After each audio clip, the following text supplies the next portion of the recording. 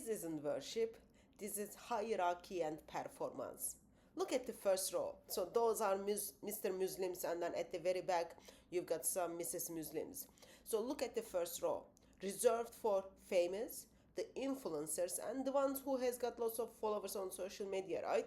So in Islam's own practice, your statue decides how close you stand. Taraweeh itself is disputed within Islam, now staged in Times Square. Muslims took over Times Square to do their so-called Taraweeh prayer. But notice the priorities. Priority is not the prayer. Priority is not the worshipping Allah. Priority is the camera. The warner who is in the first row, see the signal? Move. You are blocking the shot. You are blocking the camera.